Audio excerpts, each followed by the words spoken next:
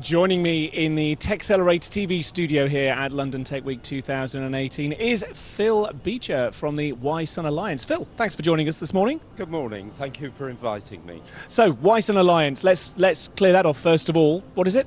We are an industry alliance promoting open standards-based interoperable communication for IoT applications, particularly critical infrastructure such as utilities, smart cities. So outdoor type IoT. Outdoor type IoT. And it's interesting, you know, mission critical technologies, that's a big theme here at TechXLR8 this year. Talk to me about what the hot topics are in your part of the industry right now. Well, I think security is always an issue. It's coming to the forefront now. Wi-Sun did some research at the end of last year, and that was considered one of the major impediments to deployments. We have come from, as I mentioned, a critical infrastructure background with the utilities, so security has been baked in, designed in from the start.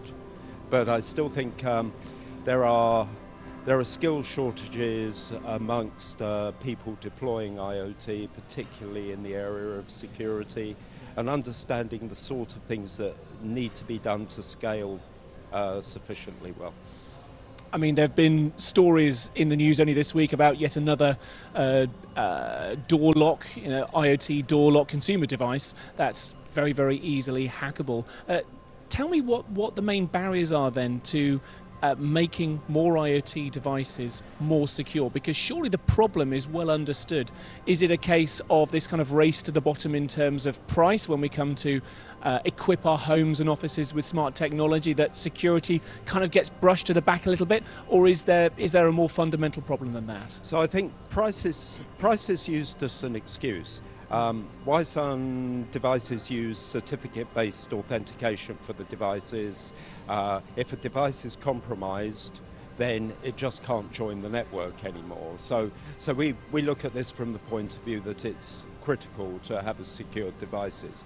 I think there's a certain scalability with security. There's a perception that certificate-based is expensive. And maybe that's true if you're only putting a few 100,000 devices out there. When you scale it to tens of millions of devices, you can get very low costs on this. And there are companies leading this, which I guess is a new business opportunity.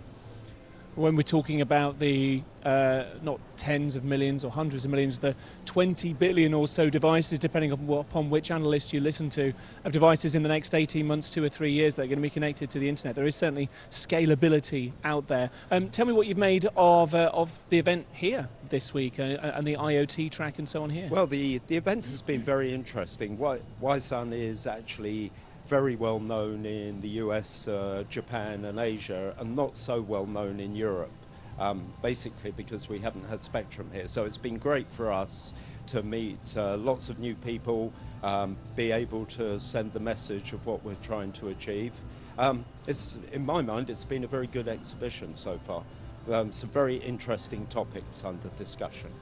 And away from wireless and your key area, is there anything else on the show floor here or that you've seen at the event that's particularly piqued your interest? Well, I've actually been fairly locked to our exhibition stand here, so I haven't had a good opportunity to look around, but I will be doing so later on. I particularly want to understand what 5G is all about. Oh, yes. Because 5G is everywhere, but what is it really? That's the question.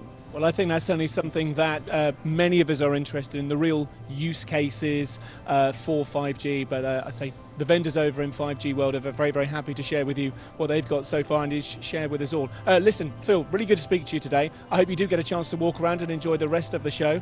But thank you for coming and joining us here in the studio. I will. Thank you very much. Thank you. Thanks.